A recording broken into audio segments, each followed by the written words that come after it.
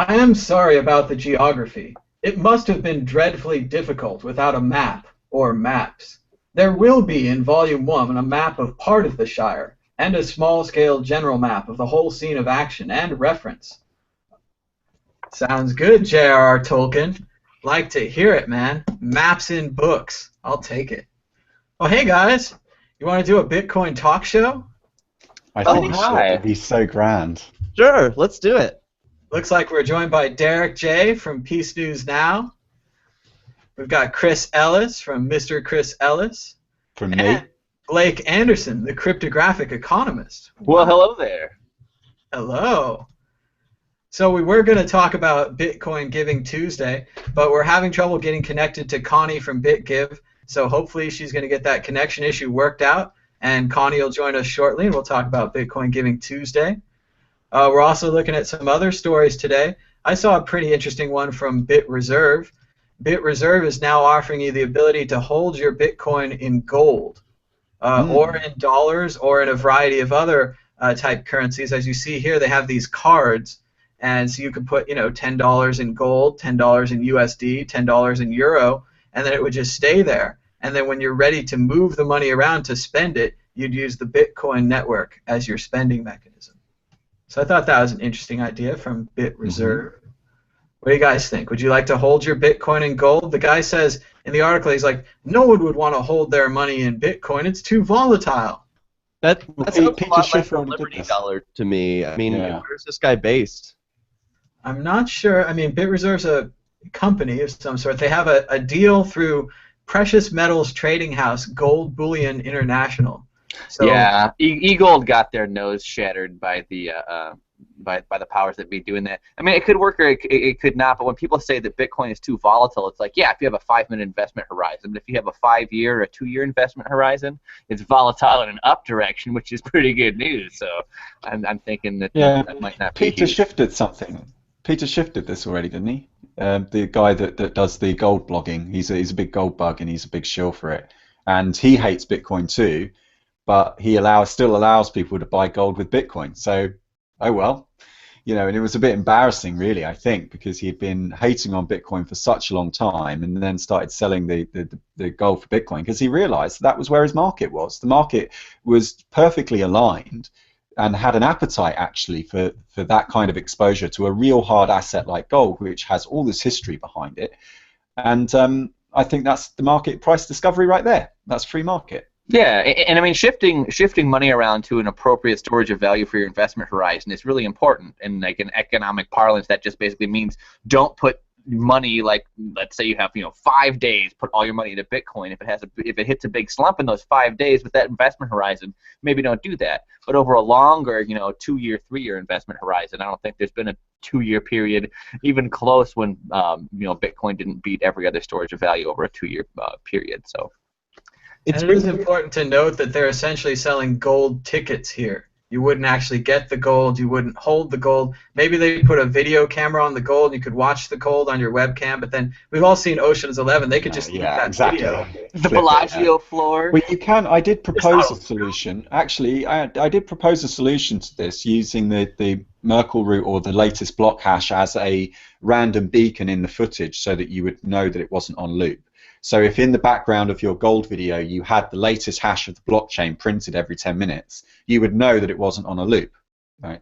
So you can do that. And actually, I have been talking to someone who has a very clever idea for doing trustless asset-backed reserve, and so he's come up with a very clever idea. Well, couldn't you do picture in picture though? Like you could have like picture in picture. Yeah, of course. Of course, yeah. You have been in a video and filmmaking. You know how tricky people can. Yes, I do. Absolutely, I do, and that's actually part of what's incentivizing me to think differently about these ideas as well, because I do know how it's pulled. I do know how the trick is pulled.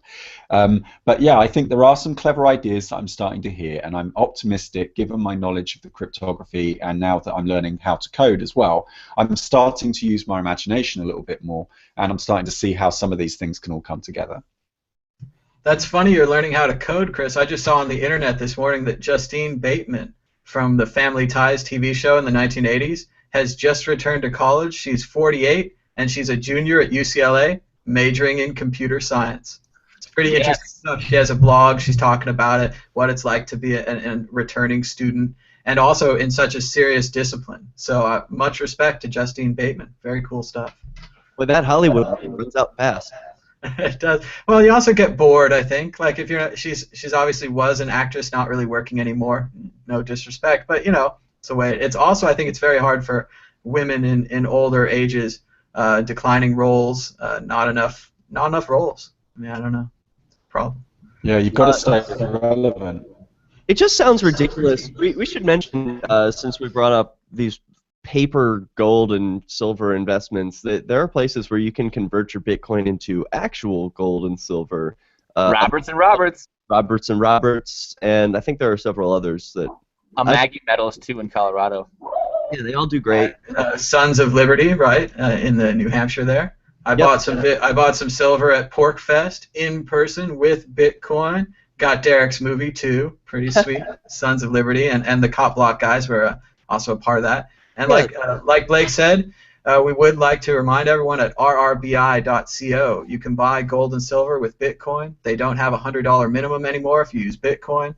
And for at least a few more days, they have free shipping if you use the code Bitcoin. And these guys are very generous to us. They sponsored our Las Vegas trip.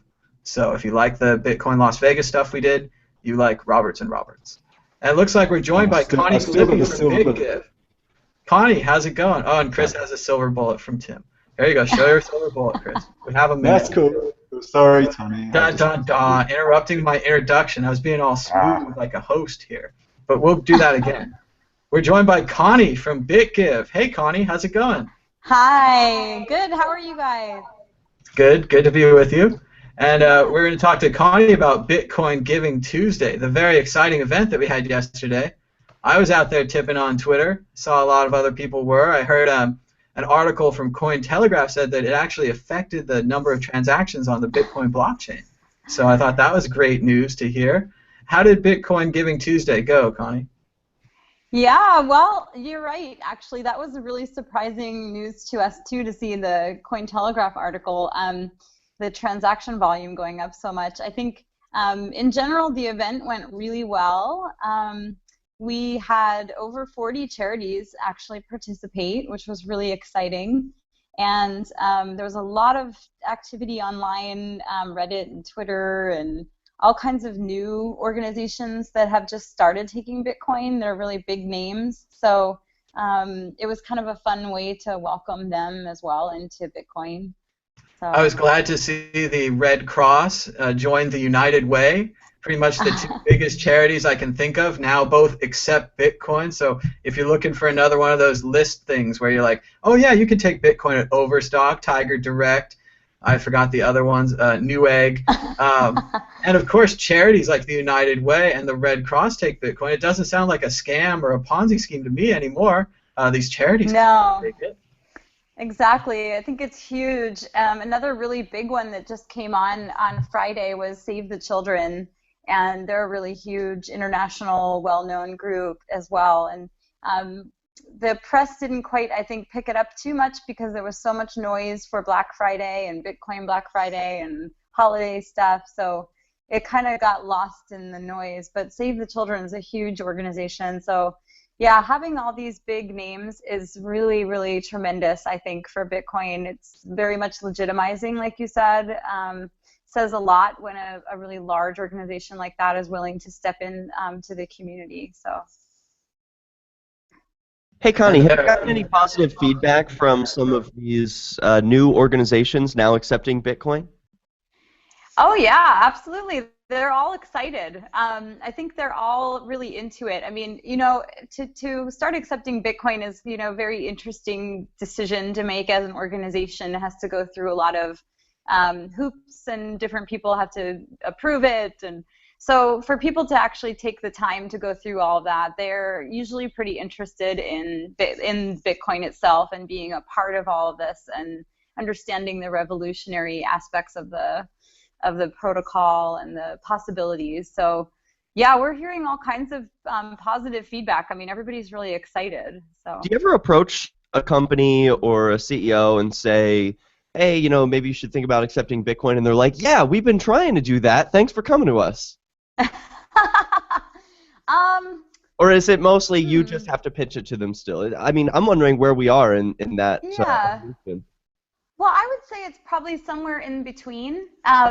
Mostly they have heard of it and they're interested, but they may not be ready yet to take it directly. And that's where BitGive has really been, I think, really instrumental in having that role to reach out to organizations, especially these larger name organizations. They see us as one of them, so they're very welcoming to talk to me. They're really interested to hear about how we've incorporated Bitcoin into what we're doing and how we deal with all of the, regulatory issues and donor issues that you have to deal with if you're going the legitimate route of like we did with the IRS filing and all of that. So yeah, I mean, I think we kind of, when we come to them or they come to us, everyone's kind of in that middle ground.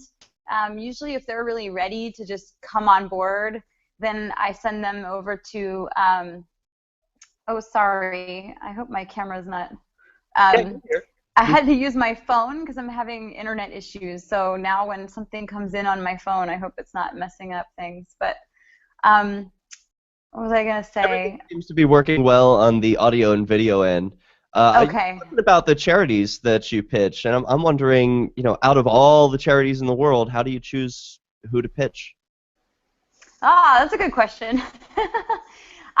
Well, we've been very strategic because we're really limited in resources. So we have a very broad mission and also a global mission, which is, yeah, like you said, there's so many options. But we are very young and our resources are very, very narrow and very limited. So we've been trying to be very strategic about organizations that fit into our mission, which is public health and environment. We're very broadly defining that, so we have a lot of things that we would like to support within those areas. And looking for organizations that are big names or are well known is good as well, because then we're obviously helping bring larger organizations into the Bitcoin space, and it's a really nice message to the mainstream audience that, for me, I think donations and charity is one of the easiest ways and easiest case studies to show people to bring your average Joe or Jane into Bitcoin, because they can relate to it, right? It's something, if you can capture something they're interested in, a particular charity they're interested in, then it's really relevant to them too. So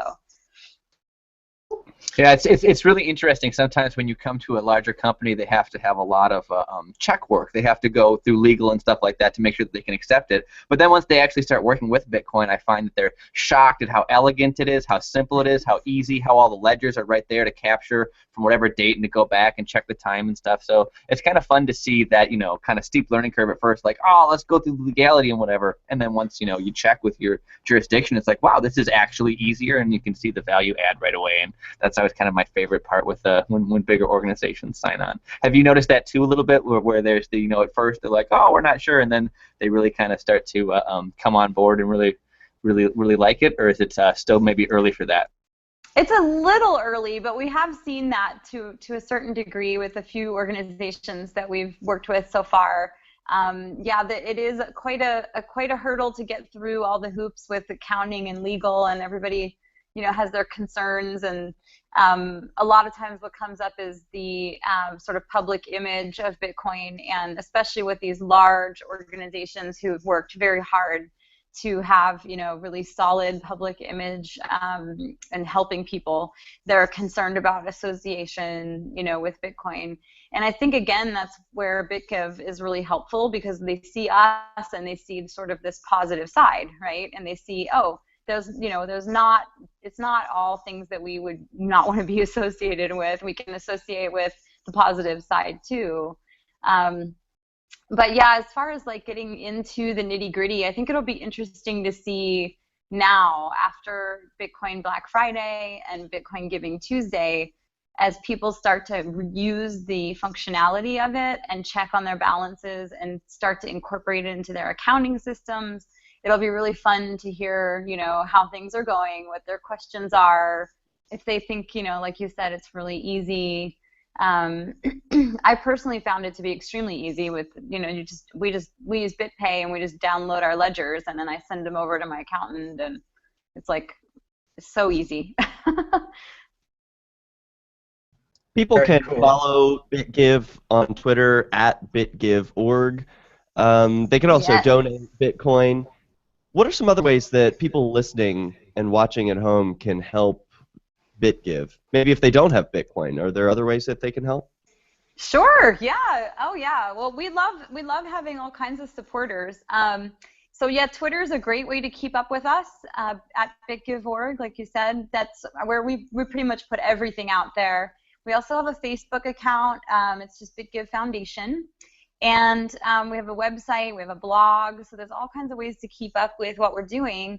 And then sharing it with others would be a great way to help support us. Just get our name out, get the fact out that there is a Bitcoin focused charitable organization, essentially like a philanthropic foundation that's supporting charity work in Bitcoin, and that we have relationships with some of these really large, well-known organizations as well.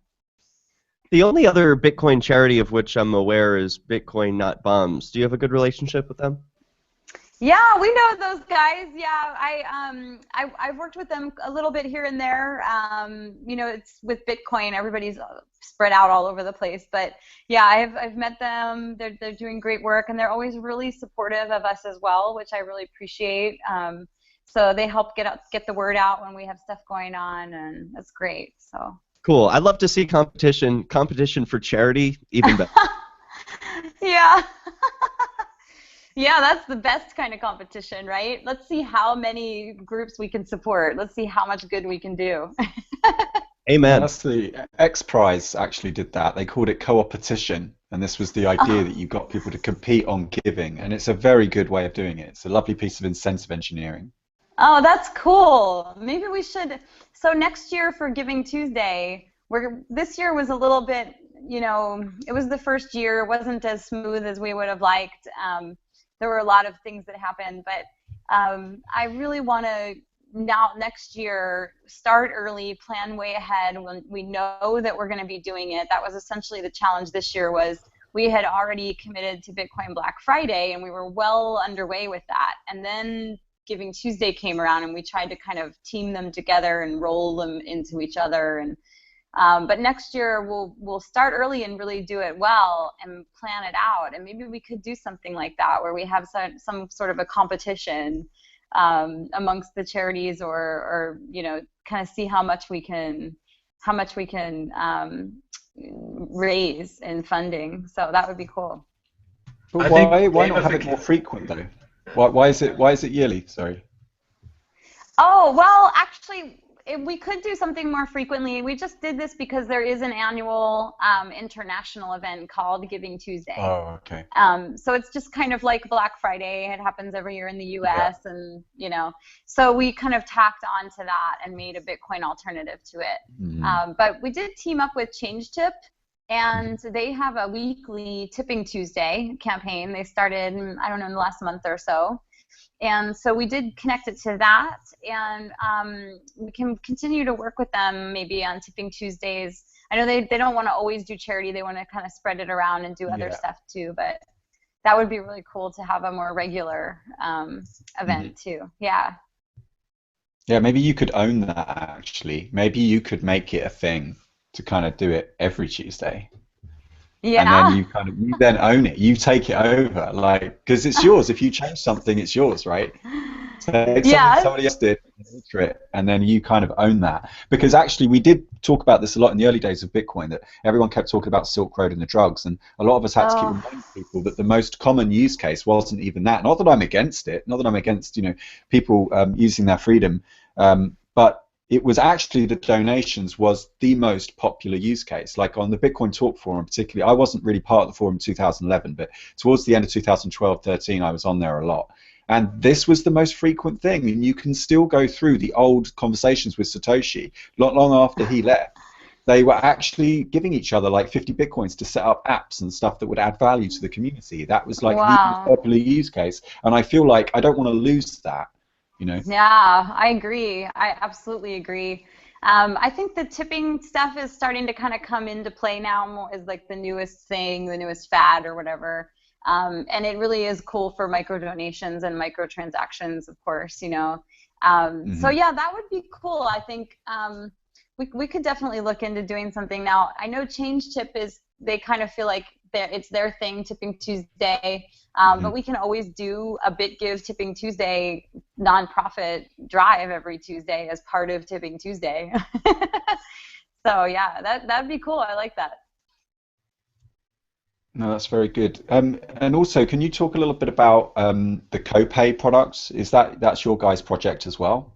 Is that right? Oh, no, No? actually, that's with BitPay. Oh, okay. So I don't know that much about it. I know it's a multi-sig wallet that they've been working on, but I don't know enough to really talk about it. Okay.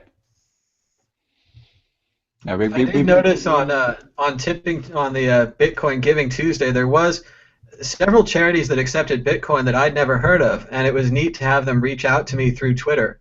This is one charity called Dignitas International, and they provide health care for vulnerable people, including people with HIV/AIDS, and you can donate to them at Dignitas International. And they were actually out soliciting Bitcoin donations on Bitcoin Giving Tuesday, and they were informing people what their organization does, and they had a person that was probably paid to go out and tip people and just remind them that this organization exists. So it's great to hear that, and great to see them following the Bitcoin hashtag and following probably the hashtag Bitcoin Giving Tuesday, and that's probably how they heard about this event. So.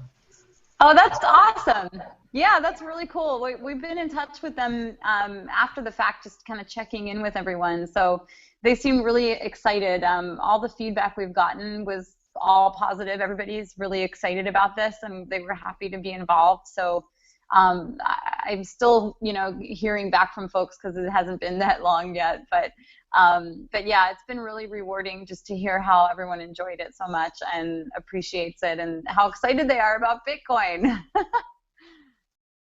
Very cool. And then you've got your event coming up, right? The BitGive dinner on the 11th in San Francisco, I think. Yes. Oh my gosh, I can't even tell you guys. I don't know how the word's getting around. I mean, I've posted it everywhere, but we have gotten so many RSVPs. I think we're almost out of tickets, honestly. We have 200 tickets just because the space is limited. And I haven't checked it tonight, but the last time I looked, it was at like 160, 170. So I'm so excited. So yeah, it's December 11th in San Francisco, and we're having it at the chain.com office. It's a beautiful, gorgeous office. Some architect designed it. It's like really amazing space. And we're co-hosting it with Chain, of course, and with LibraTax. And we're essentially, it's a holiday event. It's a fun event, but we're also launching and rolling out our partnership with LibraTax and Chain. We have a direct integration with the LibraTax software, which is a new program that's going to help everyone calculate their taxable gains. And it's they just came out, I think like in March maybe, the company came out, and they're launched in they're in San Francisco, and basically you can import all of your different wallets that you have Bitcoin transactions in, and it helps you calculate the gains from your coins, and it has different options, so you can optimize your gains or your taxable gains, you know what I mean? And we're going to have a direct integration with them that will launch at the event, where people can calculate how much they could donate to us instead of paying the taxes to the IRS on the capital gains. So we're pretty excited about that, and I think LibraTax is as well. It's awesome. Derek obviously likes that idea. He's way psyched. Yeah, so you guys should check it out at LibraTax.com. You can check it out and see how it works. It's really easy. It just does all the work for you. You just import everything. It calculates it for you. You can push different buttons, and it calculates it different ways, so you can see what you're... It calculates how little you owe automatically. I love it. Yes, exactly. It's really cool. And the BitGive integration isn't up yet, but it'll also be an automatic calculator. So it'll say like, okay, these are your taxable gains. And then right next to it will be an option for you to calculate what you could donate instead of paying those taxes. So that'll be really cool. So I'm looking this up right now because I want to know more. Is this software that already exists or is in development? LibreTax? No, it should be online. Yeah, it's libretax.com. Okay, I'm looking it up. This sounds great. I can't wait. Yeah. The BitGive integration isn't up yet, but it will be ready for when we have the party. Right. And Chain.com is involved because LibreTax is using some of their infrastructure for the LibreTax calculations, but also for the BitGive donation integration. So it's a really fun partnership, and we decided to have a nice event in San Francisco to just celebrate the holidays and have a Bitcoin holiday event. Now there's a whole bunch of them, but when we planned ours, I think we were the first one out, and we were hoping it to be the Bitcoin holiday event. Now there's, I don't know, probably 10. So. Where can people learn more about this event? Is there a special website for it, or just go to BitGive? Yeah, there's well, you could go to probably the easiest way to find it is on BitGive.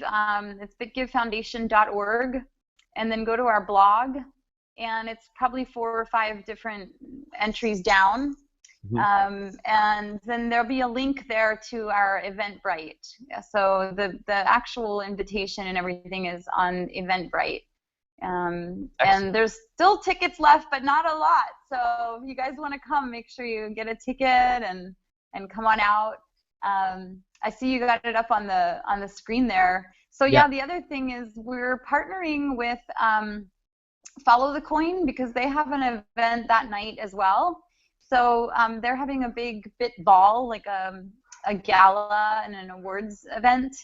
So we decided, everyone was kind of like, whoa, you guys are having things on the same night. And so we came together with them and we worked things out, and we were having ours a little earlier with heavier food and drinks, and ours is a hosted party. And then theirs is a little bit later, and they're selling tickets, and it's more focused on like an evening of dancing and awards and drinks and things like that.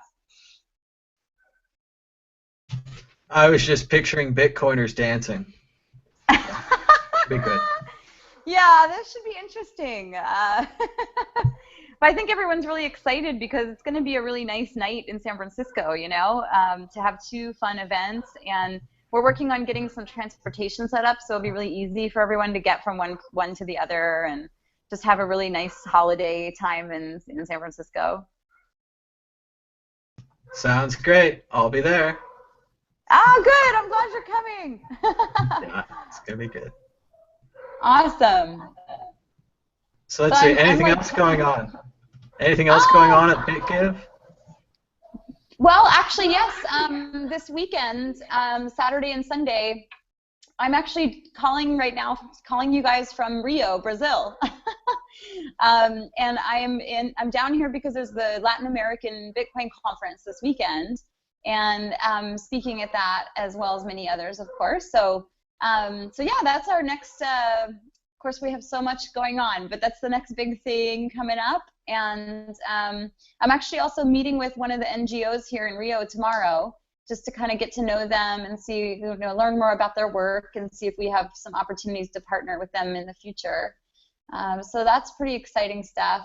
And the Latin American Bitcoin Conference I went to last year as well in Buenos Aires, and I spoke at that one as well, and so much fun. I mean, it's just such a great group. The people who organize the Latin American Bitcoin Conference are just so wonderful. So I'm excited to be down here for that, and then yeah, as soon as I get back is the holiday event. So it's a busy time. And I'm sure it's a much bigger conference this year than it was last year. Have you noticed any difference? Is it in a larger location? Anything like that?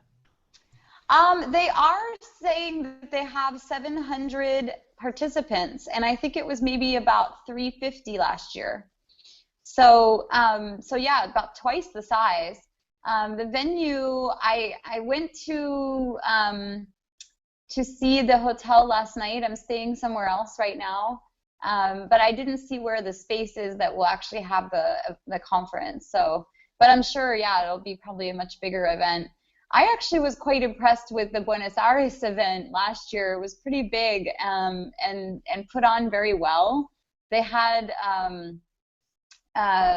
professional interpretive equipment for everyone. So they had the headsets. You could have, because most of the speakers were speaking in English, but of course most of the folks there speak Spanish. So almost everyone had a headset on, but I thought that was pretty cool. They were pretty high tech about it. So.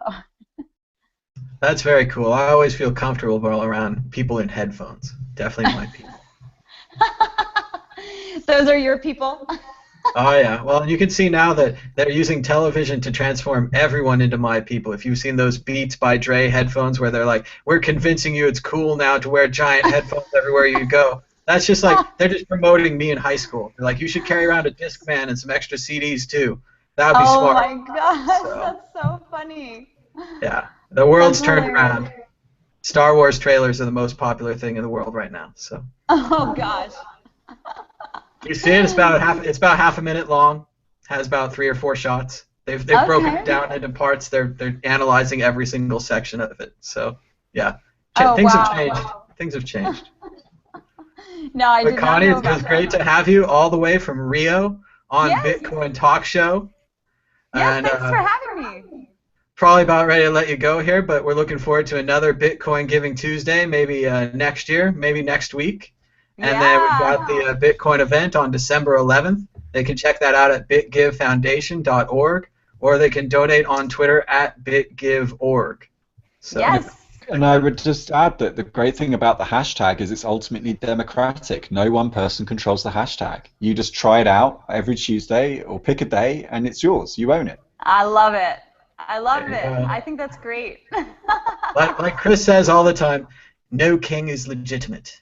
There's no legitimate king. Yes, I like that, especially when it's in your favor, right? Yeah, exactly. Especially when you're the legitimate one.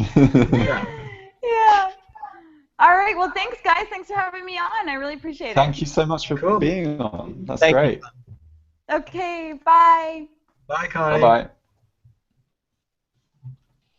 All right, very cool. Joined by Connie from BitGive. Now we're moving on to our next topic, which is TipBots. Pantera Capital leads $3.5 million investment in Bitcoin microtransaction service ChangeTip. And this has led to a bit of confusion amongst people. I had a tweet this morning where I was saying, wow, I found this incredible Bitcoin song. And it turns out this song was produced a month ago, but I didn't know about it, yet this song was heavily tipped. So the TipBot knew about it, but the TipBot didn't tell me about the song. And that makes me wonder what the TipBot is doing with all this information. So we were just going to talk generally about TipBots, and we're joined by Mr. Chris Ellis, who has a lot of opinions on everything, including TipBots. I'm just So, generally Chris, what do you- opinionated. Well, we've What do also you got think? Josh. We've also got Joshua as well. Is Joshua? Are you there? Can you hear us? Maybe not. But if you want to chime in, feel free to do that. So I should probably We're start. joined by Bitcoin Potato, Theo yeah. Goodman, live from Germany. How's it going, Theo? Theo's muted too. And Josh says he can type, but he can't use a mic. I got it. I We'll figured be out how to relaying- Yeah. We'll be relaying Josh's comments to you. And what's Josh's Twitter handle? At JJ. No, that's the other Josh actually. It's Blumini. They're both called Josh. Okay, so at Both Blue called Means. Josh. Very confusing. But yeah, let's try to continue on. So we'll try. We'll do our best. We can't make any promises. Right. Okay. Where do we start with this one? So this debate or this conversation might be a little bit one-sided. So I'm going to try as best I can to be devil's advocate here. So this started obviously with the announcement that you just heard, and one of the first things that happened when the announcement was made. Let me pull up this is the PDF that was published by Pantera Capital. It's a hedge fund. It's chaired, I think the top guy there is Dan Moorhead, but there's quite a few partners and various people involved.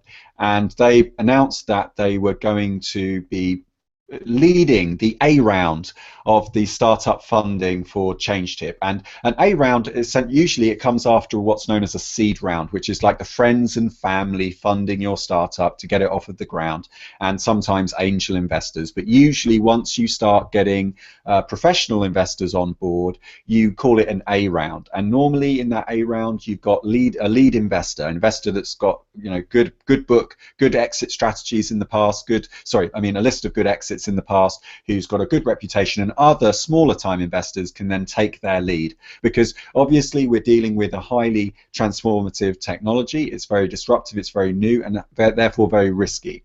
And so the idea is that they've announced a strategy, and in this strategy they have declared that they want ChangeTip to be the preferred choice of tipping on social media, on the whole of the internet, right? And that they were saying that at the moment it just does social media, but actually they've got a bigger strategy, and part of that strategy is to get into the Internet of Things, and they will talk about that more fully. But here's, for me, what stood out, and here's one of the things that I don't know, it got me vexed, it got me concerned, because I was aware, and some of us were aware, that ChangeTip were talking to an investor. We had been dealing with Victoria Van Ick, who works there, and we had been sort of maybe talking about helping with promotion on our channel and maybe advising them and stuff like this. But when I heard about this, I was a little bit in two minds. At first I thought it was great, you know, good for them and good for Victoria and Nick and everyone. They've got the funding. They've just taken quite a nice holiday in Bali. I think they've been out there for a couple of weeks now working on location, and that's great for morale. But here's the bit I'm a little bit concerned about. I'm a bit concerned about a potential moral hazard, right? Here's the paradigm that Pantera Capital are suggesting, that the wallets, the actual Bitcoin wallets, you see the logos there, I don't recognize all of them, they are the on-ramps into this new peer-to-peer digital currency space. And the merchants up here, these are your off-ramps. But guess where ChangeTip's going to be? It's going to be the highway. Right? It's going to be the new Visa, the new PayPal, okay? You've got to go via ChangeTip if you want to do it. Now, what does this mean in real terms? What this means in real terms is the next few months are critical, because they've got to get users. They've got to get adoption. They've got to get 1,000 new users a month, and that has to be people outside. And remember that Pantera Capital exists with the explicit #1 priority of making profit. So yes, they want to be doing good things by users, because screwing over your users doesn't help your profit, at least not in the long term. But in the short term, they will have what's known as a 1 to 3 year exit strategy, more likely 3 to 4 actually, if I know Pantera's play. So Pantera's play has to be something like, we buy in at this position and this time, and we get out at that time, and that relies on needing a buyer in that time horizon who's willing to buy it for you for more than you paid for it, because you're not looking to make a loss, right? Now, I've talked about this a lot on the show. I think that profit purely for its own sake is a bad idea, that free markets begin with free people, and freedom begins with justice and security, right? People, in order to make voluntary decisions, people have to be well informed, they have to be well educated about what's going on. I think it's the moral hazard to start taking people's private personal information, consolidating that with other private data stores owned by other companies, and building it together to build a profile of their spending habits and try to make predictions. The part of this problem here is this part of the curve here, up and to the right, up and to the right. It's called a hockey stick graph. And when you're in investing, and if you're working in the startup scene, you'll know something called the investor story time. Investor story time is kind of a derogatory term that people have come up with, which is where you go to an investor and you give them a bedtime story. And that story goes something like, if you invest in me now, you'll be able to get 10x or 5x or whatever reward you want to tempt them with, and here's the charts to prove it. So you go through your data and you massage the figures. This is not being conspiratorial. If you go to any of the startup meetups and say this, they'll recognize what you're saying, and they'll just say, well, look, Chris, you know, you have to sometimes to get by in this world. You've got to do some things, and sometimes that means concealing things, sometimes that means whatever. So the strategy over the last few months, as I think has been well publicized, that ChangeTip needed to get this chart to go up and to the right, because you're not going to get your investment unless it does, which partly means that you've got to some extent, sort of tell people, to use it, right? You've got to drive activity. So one of the things we saw back in August was Kate was doing their social media stuff, and she was going through and she was tipping people. And what started to happen, particularly around August time and then beyond that, was that we started being contacted by ChangeTip, and ChangeTip started asking some of us to tip people. And more recently, Victoria was sending us money on the back channels, on Twitter DM and so on. And I started to get a little bit, I'm not sure, because the reason is that, am I giving these donations because I genuinely feel it? Is this the love button for the internet, as their slogan says? Or is this kind of the sex doll of, of tipping? Is this kind of just fake? It's not authentic. I'm not doing it out of intrinsic motivations. I'm doing it because of a business objective. I'm doing it because Nick needs to go to Pantera. He needs to show them this up and to the right graph. And he can't get that if he hasn't got user adoption. Well, the best way to get user adoption, because it's an it's kind of opt-in and opt-out with ChangeTip, because when they send you the money, you're not automatically given it. You've got 7 days to claim it. But if you just click on the link and sign in with your Twitter OAuth, then you've got an account straight away. So it's pretty frictionless. Not opt-out at all, but it is kind of an opt-in process. But the opt-in process is a lot easier than going to a website, typing in your email, picking a password, because you just go seamlessly through via the Twitter API. So here's the problem. Is this a genuine figure? This is one of the things that twigged. Because at first I was like, congratulations, and I sent Victoria an email. I was like, it's great news. Then I started to kind of go through it, and I spoke to a few people and some people that I know at Pantera, and started to have my reservations. And I certainly wasn't going to be one of those people thanking Pantera on Twitter because they were giving out free lunches for that. And so all I did is I said, there are people on Twitter that are thanking Pantera, and then they tipped me anyway. And I was like, okay, fine, but I didn't thank you. I just, because I want to think about this. I want to be thoughtful. I want to be considerate to this.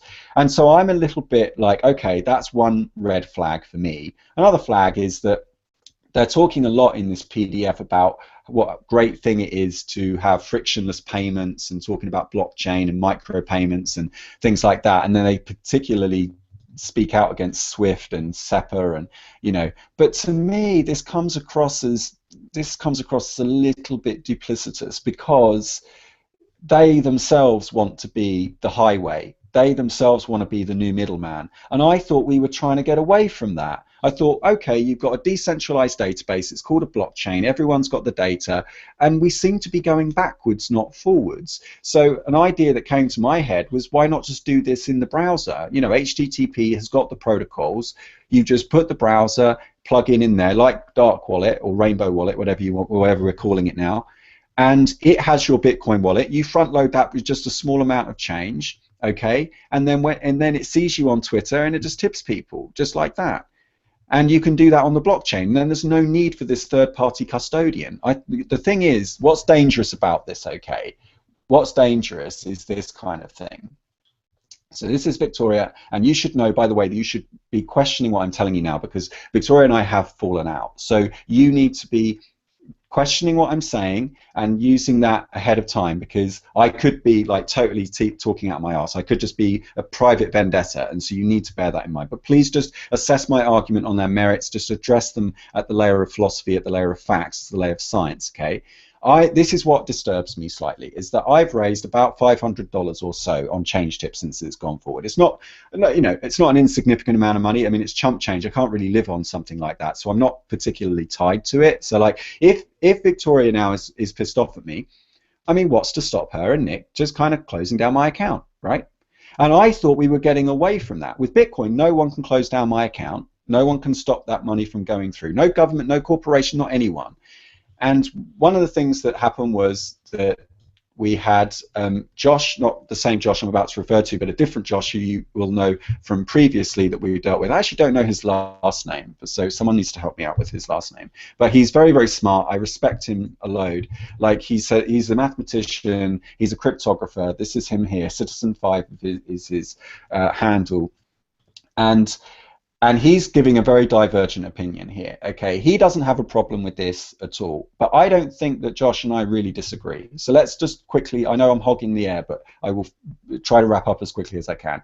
He's come in and said there was an assertion made, and this is by another Josh who we've got on air with us, aka Blue Meanie on Twitter, that the 3.5 million capital infusion is the way he's putting it. I would say just, they bought some equity and changed it.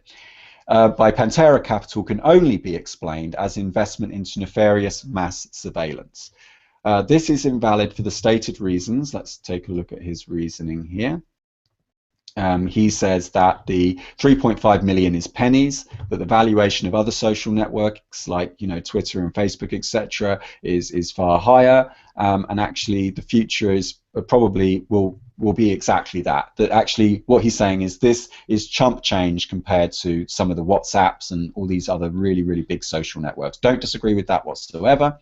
And then he says that big data doesn't cause oppression, big governments do. Now, I don't disagree that big governments cause oppression, but I do think that anyone has the ability to be an oppressor given a certain amount of force. Even corporations do, I'm afraid. Because if you control the information within a system, you control the beliefs. Why? Because behaviors are based on beliefs, right? So if you've got the longest blockchain, that's how our protocol works, by the way, it's the longest chain is taken as the authority, and that chain is distributed to as many peers symmetrically over time without discrimination. Blockchain doesn't care where you come from, what you look like, what gender you are, or anything. It does not discriminate. You just need an internet connection and a computer. That's it. So I don't agree that they're the only people. I'm not going to disagree that governments are a big problem, but I also think that big industrial military complexes are pretty dangerous too, And so then he goes on to saying that actually it's not a problem for your anonymity because you can use, pseudonymity layer, and you can use anonymity tools to make it anonymous, and I don't disagree with that. But that largely comes down to the education of the user. Remember, in their thesis, what they're putting forward here, their investment thesis is that this will drive adoption. That you will get, remember, they need 1,000 new users per month, and they would prefer it if they were non-Bitcoiners already, right? They want new users, okay? And I don't disagree with that, but it does rely on information. You're voluntary only in so much as you are educated, right? Because if you don't know what you're doing and you don't know about that kind of technology. So yes, I agree with him. But here is where I start to disagree. It's down at the bottom where he does a calculation on the CPM, the clicks per mil, on the YouTube videos, and he says how, I have to take his word for it, but $7.6, and he's saying that change tip can massively undercut them, and that even if it was only 0.1%, that would easily be able to make up for their burn rate. The reason why this is a fallacious argument is because YouTube already have a tipping app, and they own the platform. At the moment, ChangeTip rely on third-party APIs, so they are at the behest of Twitter not closing them down. They are at the behest of YouTube deciding, actually, we don't like the way your business model. We would rather take all the fees instead of you, and so we're just not going to give your API any access anymore. And all of a sudden, your business model is gutted. Now that then requires Pantera now selling to what's known as they've got to go what's called the greater fool strategy. They've got to find a buyer that's willing to buy for more than they bought it for, because they're not running a charity. They're solely there to make money and nothing else. If they please users, it's because it makes money to please users. If they fuck users off and they take their data and sell them on to someone, that's okay too, as long as they get their exit. They need their exit in about 3 years. So if they can screw you over in years 1, 2, and 3 and make an exit at the end of 3, then you'll be able to go off and do something else. Because a lot of the money that comes from these private firms doesn't come from the direct people that you're going to be looking at on the website. A lot of it comes from offshore, business, dark pools, places like Singapore, tax havens. Yeah, it doesn't come from those people. They're just the people at the front of house, the marketers. Yeah. And so you've got to be aware that this is just someone who wants exposure to this market. They want a bit of that juice. And I think there are some legitimate moral hazards. And I also think that we're missing a bit of a trick here, because I think the whole point, it doesn't have to be this complicated. If you want to make this tool, you can make, there are already lots of open, this software, okay, was doing the rounds on IRC. I remember when I was at Feathercoin, because I I wasn't the first person to suggest it, but I was one of the early people to see the potential that this could have for artists. This is the real goal, right? The real goal is to help honest, hardworking people be rewarded for their sweat and toil, right? I should be rewarded, and I should be getting a living wage for the thing. Now he says, Josh says in the article, that is a right, and rights are asserted. He is absolutely correct. But what I'm asking for is a system where everyone plays by the same rules, not where I have to think about what I say to Victoria, because Victoria is getting good money. She should be held accountable. We should be able to ask her hard questions on Twitter, and the correct, appropriate way for her to respond is to say, I don't know the answer right now, but I'll go to my developers, find out, and issue a press release, right? And do it properly. Not say, well, just don't use it then and get all very defensive and scared and be angry about it. That, in my opinion, was wrong of her. But Josh is not wrong when he says that rights are asserted, that my rights are based on my ability to defend them. And I think we can do that with the code, and there's nothing wrong with doing this tipping at the layer of the browser rather than having to set up another third-party custodian, because WikiLeaks wouldn't have been able to raise money using ChangeTip because they just would have got pressure put on them and then they would shut it down. You wouldn't have had Snowden. Tom was making this point before we came on air. Anyway, so I've said enough already, but yeah, Josh is saying similar things. Anyone else? Well, I agree with you that Snowden couldn't have raised money this way. And it's very difficult because Bitcoin is such an exciting invention that sometimes we have these middlemen come along that build bridges, and the bridges seem very useful and necessary at the time. But the other reality of this is once we reach the other side, we don't need the bridge. Once everyone takes Bitcoin, like right now the problem is, name your favorite artist, Radiohead. Radiohead doesn't take Bitcoin directly, so I can't really tip Radiohead. Now, through an indirect service like ChangeTip, I could temporarily tip Radiohead, and maybe even someone like Snoop Dogg or William Shatner would accept my tip. But I can't really tell that they're actually going to use my tip. For all I know, my tip's just gone into a pile, and it just sits there, and Snoop and Captain Kirk aren't exactly hard up for money, so they're probably not using it to buy a gift certificate, that kind of thing. So it becomes rather pointless, whereas in the future, when everyone accepts Bitcoin, why wouldn't you just tip them with Bitcoin directly? And that's where it gets worrisome about where they're going to get this $3.5 million back and who they're going to sell to and what they're going to sell. And we don't know what they're going to sell now, but we do know that they're not telling us publicly what they're doing with the data, what they plan to do with the data.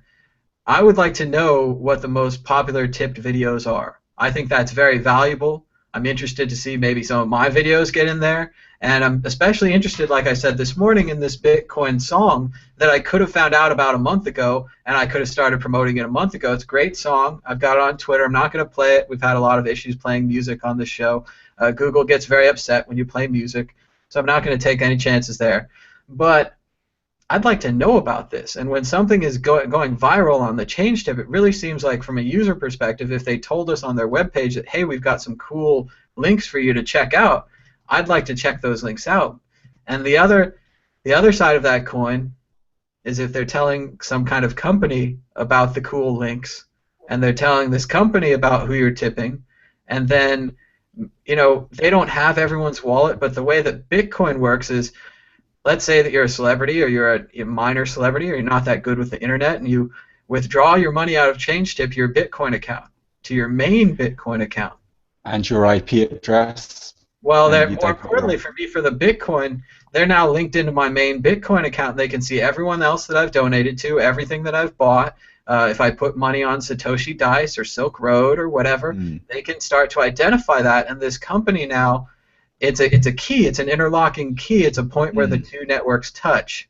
And that could be a very valuable bridge, a very crossover that could be sold. And all we've done is ask the question. All we're asking for is some candid response, and we're not getting that right now. I'm afraid to ask questions. Here, if you don't mind. This is Josh. Go ahead, Josh. Yeah, sorry, it might be a bit not so clear, but we can hear you. Chris Ellis, that was a great presentation. It was very thorough. In response to someone's points, I'm not really sure exactly what the first name is there. in regards to what exactly is being bought here with this $3.5 million in the change tip venture capital injection, it's pretty clear. I mean, they are buying the user data, and that sort of a model is fairly consistent throughout Silicon Valley. It's just never really discussed openly. And these things are really starting to become a major threat to civil liberties. There's a lot of groups that are pointing these things out, and they're being attacked by government agents. I don't know if any of you guys caught the Torgate thing that was going on with Yasha Levine at Pando Daily. I don't know if any of you guys saw that. But what was going on, what we found out was that there were government agents that were being paid to harass people on Twitter. And this has been proven. So obviously there are some very powerful groups that are trying desperately and deliberately to eliminate any sort of opposition to, I guess what you would call mass surveillance. I guess that's the term being used here, but I think it really goes beyond that. And I'll make one more point. The problem is a lot more, it's much deeper, and it's more sublime than I think the people here that are pointing out. If you know the first thing about graph theory, then you would know that the nature of the surveillance is a lot worse than just simply knowing what your Bitcoin account is or what your address is, because as soon as they start relating this social information to the Bitcoin graph, then, for instance, if your friend were to submit their social data and link it to a Bitcoin address, then they increase the chances of identifying your information. You don't even necessarily need to volunteer anything. And this is just one aspect to it, and it's very, very dangerous. I mean, in my estimation, I think Chris agrees, given the discussions that we've had over the past couple of days.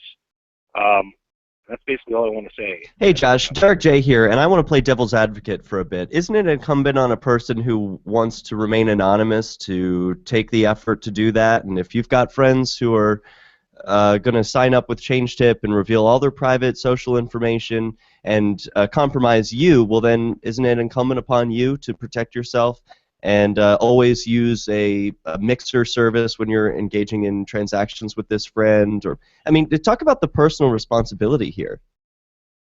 Well, it still would not necessarily prevent it, even if you were fully anonymous. I mean, everyone has friends in the real world and connections in the real world.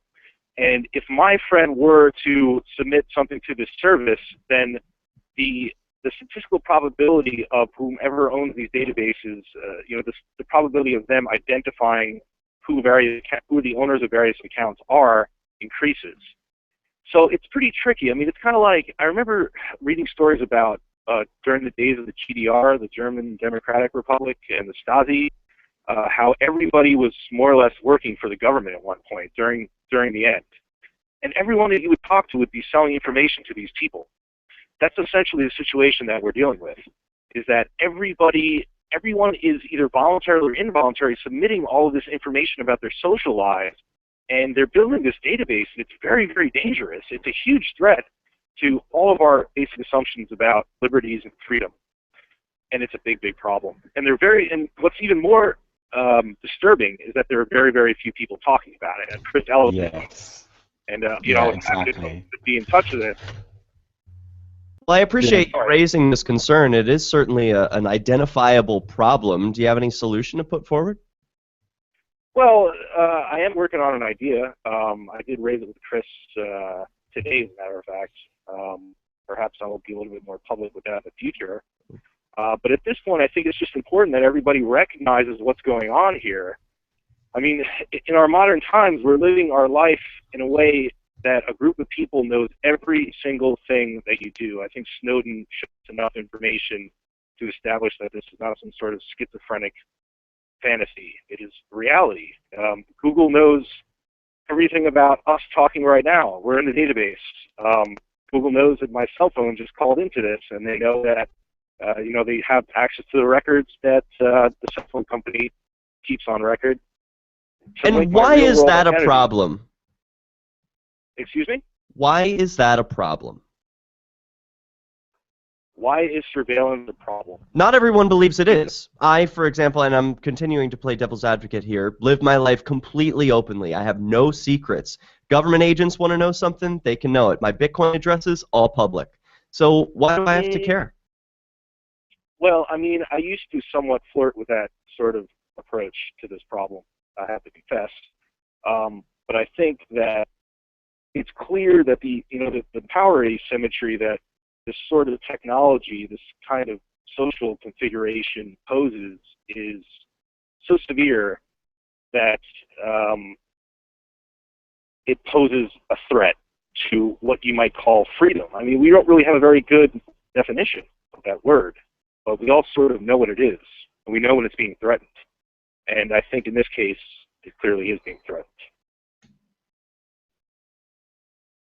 Yeah, he's right. He's right because it's about the silos of information. It's about one group of people being private, like these private equity firms, who we don't know who the real investors are here, because they're all offshore and they're masquerading behind a veil, controlling another group of people who are public because you've manipulated the reference frame. So by controlling what people look at, you control what they believe. So if you put people in little isolated bubbles, then what you can do is you can not only know what they know because you know more than them, but you also know what they might predict because you know what they know. Imagine me writing a book, a crime, mystery, murder novel, and tearing out the last 2 chapters, giving the book to an unsuspecting focus group and making financial bets with someone about what they're going to predict the outcome of the novel is. Because I know the whole novel, I can make predictions about what they're going to predict that are pretty accurate because I know something they don't. You see, and so this is what you're doing. You're trying to play chess, but you want to hide some of your pieces. Okay, let me make one point here, and it's not just about financial predictions. And the fact is, whoever has the most information to predict financial events essentially controls the market. So if I have a privileged sort of position where I know what's going to happen, and the rest of society doesn't, then I have essentially cornered the market. Okay. It's not only finance, it's also politics. And that's how politics is being run today since, the age of social media. I mean, if you recall, when Twitter was kind of in its early days, they were somewhat giddy and enthusiastic about things like the Arab Spring, utilizing Twitter to do their communications. They weren't enthusiastic about this because it was furnishing these people with freedom. They're enthusiastic about it because they can suddenly track every little thing that these people are doing. Now, if I know every little factoid about the voting populace, and I can divide them, or I can put them together under one group and engineer the politics, essentially, I have control over democracy as well, too. And, I mean, if you don't see that as a threat, I think, perhaps you should acquaint yourself a bit more with political theory. But, no, because I don't see that as a threat, it doesn't mean I'm not. Just playing devil's advocate, and we do need diversity in this debate, so it is important to get all the sides. Yeah, so it is good that we get all sides of it out, because I'm a bit confused why the other Josh is so against this, because he's so fiercely libertarian, he's so into liberty, and I'm like, okay, but then explain to me why we are making these unnecessary apps where you're trading convenience for security. You're not empowering the user. You're not trying to lift the user up. Hey, nobody's keeping you from making your own app. Right. No, and that's not that. So, okay, that brings me on to the solution, which is what I've suggested on Twitter. What I've suggested on Twitter is that we facilitate, as World Crypto Network, an open source project that does an open source version of ChangeTip. It works in the browser using HTTP protocols, which are there, which, by the way, everyone, use the fucking protocols that we agreed on, not all these fancy social networks with all the, these web pages now take so long to download because of all the graphics that fool you into thinking it's a hustle. The whole internet is just a hustle.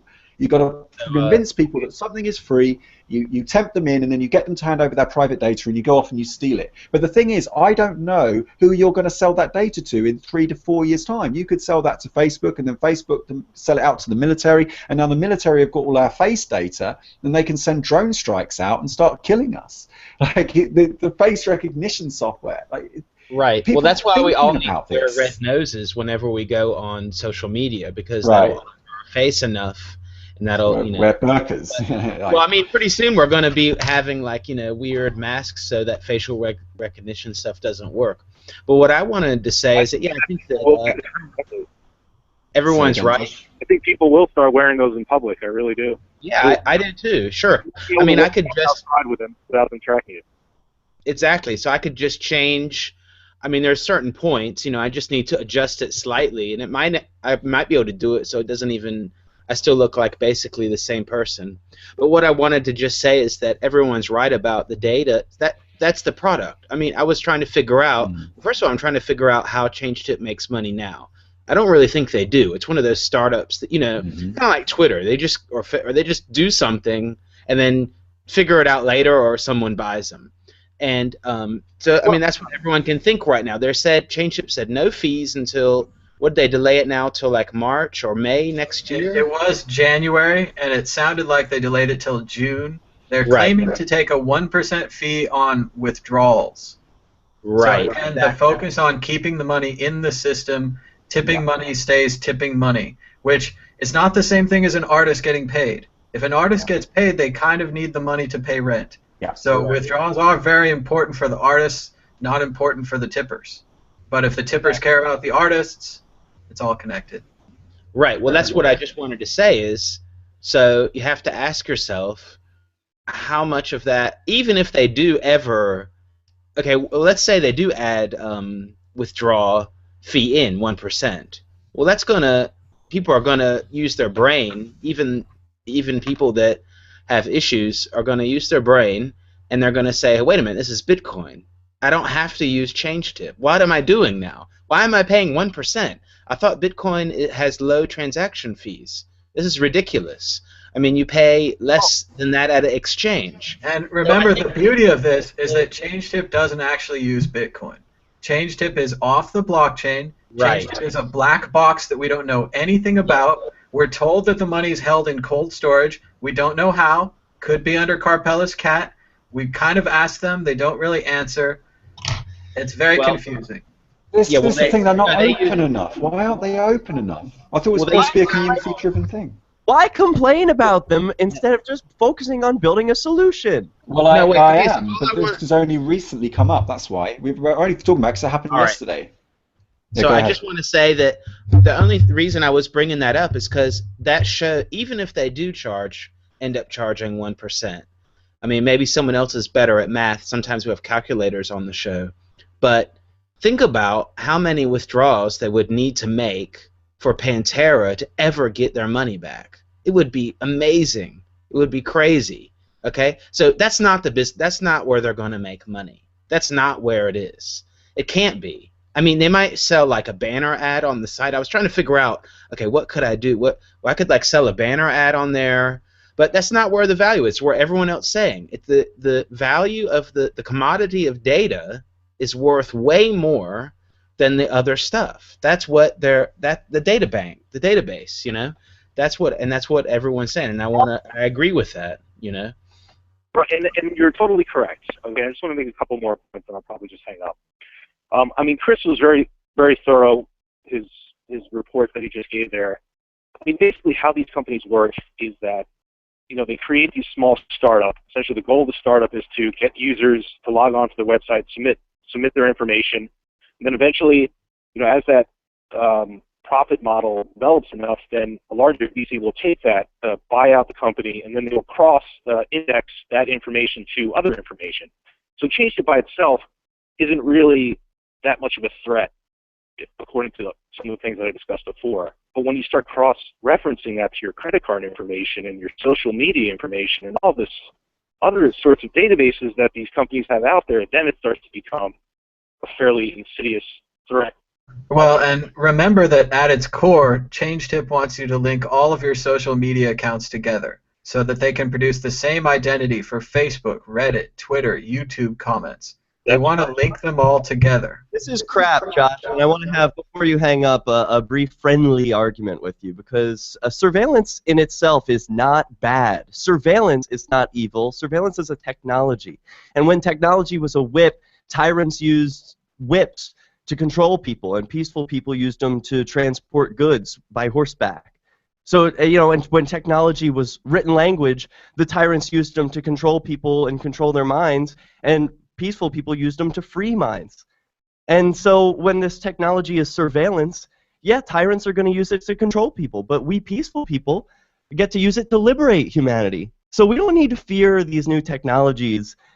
We don't need to fear. It's not the technologies, though. It's the surveillance. people. That's a very naive sort of take. No, what we have to do is be courageous, because what you're talking about is being afraid, Josh. You're afraid of being exposed. You're afraid of what they're going to do with your private information. Doesn't make it go away. Be courageous and be honorable. That's the only way we can move forward in this world. But but Josh isn't denying that. He's not going to deny that. The argument is that we are not attacking the tools. We're attacking the people. We're attacking the intentions behind it. Like, these are the people that are using whips to hit people. All we're doing is raising a protest. Offer something different. I have. I've just outlined an open source version that we should get behind and we should back as part of this network. Okay, so I think that Derek, I don't think that there are possibilities there. By the way, I want to add, and I think I'm just going to hang up now. I'm going to continue listening on my computer, and thanks everybody for. Thank you, Josh. Thank you for your time. I loved your call, Josh, and I thank you for calling. I hope you call again. I like a good debate as well. Actually, I like it when it kicks off like that because it's healthy, you know, and it's good and honest, and we can have this discussion out in public, which is what I'm not saying ChangeTip is a bad company. I have raised money using them. I enjoy using it. That's why Victoria keeps saying, like, why do I use it then? It's like, well, because I like using it. But the problem is, I'm just asking a question, a perfectly legitimate question about the company that's just backed you. Because I am a little bit scared. I don't care about Nick. If you tell me Nick's a great guy, I believe you. Not that I've spoken to him yet, and we keep being held at arm's length.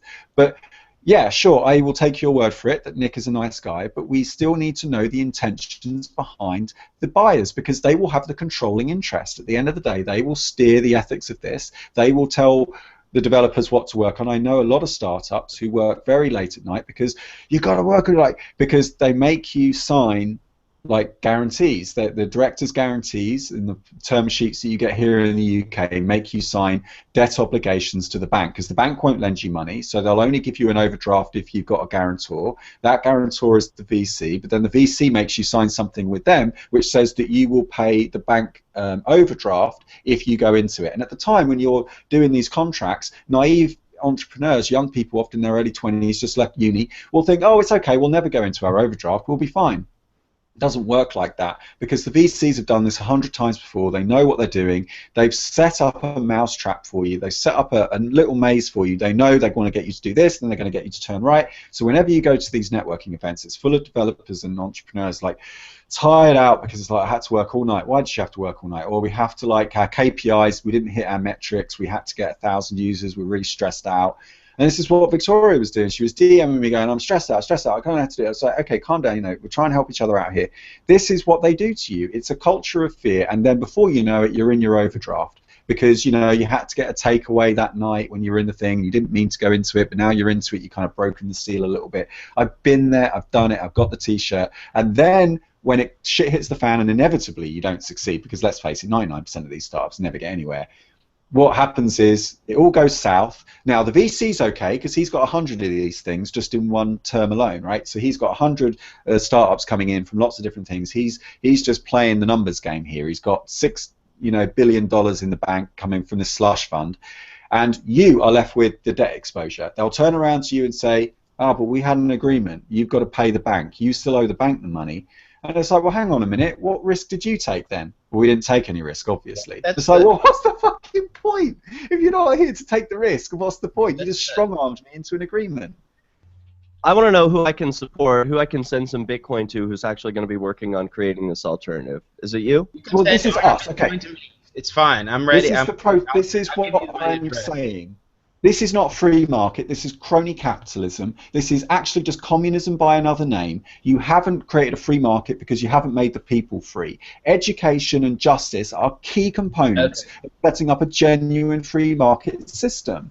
You've got to educate people, or at least give them the opportunity to learn. These TOS contracts, which actually Josh does agree with, the other Josh that was our opponent here, he does agree that these nefarious TOSs, which could just be Mein Kampf, and you'd have no idea, you'd still click yes, whatever, I use it.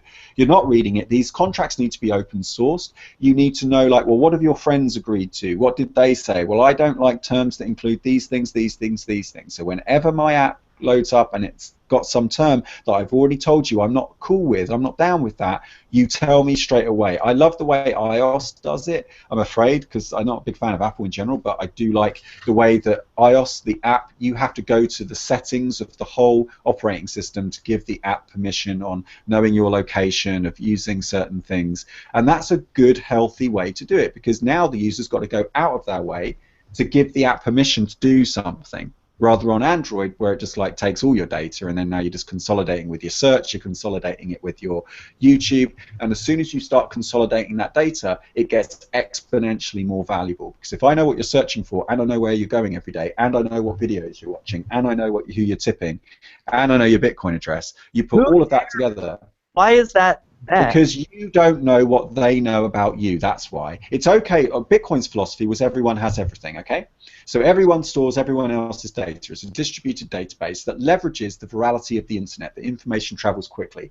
But rather than just that MP3 traveling over there, now the whole database travels everywhere, and you exploit that virality element. And that was great, because the more distributed the database got, the more secure it got. It created a virtuous cycle. And that's very good. I just sort of feel like that's been totally overlooked, and we're just focusing on the money part, because that's the bit where you make the cash and you go on expensive trips to Bali and whatever, but we're not looking at the longer term picture, and we're not thinking about the user's interests. Like, you know, like, let's get the users educated, let's teach them, but where's that priority? I don't see that coming as a priority, and we do have precedent for this. Like Josh was saying, like, oh, you need to get real. He said that. Did I not realize that everything apart from Bitcoin is centralized, that Bitcoin is decentralized, but it's surrounded by lots and lots of centralized things? And I said, yes, I do realize that, but we do have precedents. We've got Dark Wallet, we've got BitMessage, we've got a lot of these, like Tox I've just started using, Mumble. We've got other distributed technologies that either use some aspect of Bitcoin's blockchain protocol or don't, or intend to at some point. The Identify project, my blockchain ID project, which is also decentralized and uses the blockchain. You've got to start thinking outside of the box, everyone. You've got to, like, just be creative, or just think around the edges of the box, yeah? Just try, just make a little bit of progress. Stop trying to just make money out of people, and think about the kind of value you want to create. Anyway. Well, I think, I'm not really, so actually, I mean, I think that, sure, that's how you described how VCs basically work. I mean, I don't know if anyone is going to contest that. That's pretty much it. I mean, you know, they're just betting on... They wouldn't even contest it. That's what I mean. No, that's what I mean. That's what I mean. I don't think any VC would I mean, they might contest about, you know, if they're really making people the rats go through the maze or whatever exactly, but you know what I mean. I mean, basically it's just, you know, placing bets on 10, 20, or 50 startups, and, you know, one of them is going to be plus 100% or plus 1,000%, and there you go. I don't really care about the others so much if they crash out, and that's just the model. But anyway, what I wanted to say is that, yeah, on the other hand, because of like what I was saying earlier, I just don't see how. I mean, I hope people. I wouldn't use ChangeTip for like really big transactions, and I don't know if that's the direction they're going with that, like picture of the road and all that. You know, this is like more like what another, I won't name it because I say it every show, but another app calls a fun wallet, and I like this term, because that's what it is. A tip wallet, it should never, I recommend everyone not let your fun wallet get above, I don't know, $20 or something like that, and then take it out and start again. This is a fun wallet, and it's no fun when you lose money. And this is in a central location, and it's like attached to all of these different social media accounts. I mean, I didn't do any kind of auditing. I'm not on that level, but it just seems kind of like a little bit weird to me, hackable with all these accounts attached. I don't know, that maybe they did a great job. Hey, I'm not saying I like ChangeTip and I'm not against them necessarily or anything like that. It's just that it seems to me that you should cash out. And so when they mention Swift and SEPA and all that, it's like, yeah, but this is like a totally different thing. You know what I mean? If I want to send 5,000 euros to someone, am I going to use ChangeTip? No, I probably just send Bitcoin directly. I mean, it's the easier way to do it. But what I think is going to happen is what I said.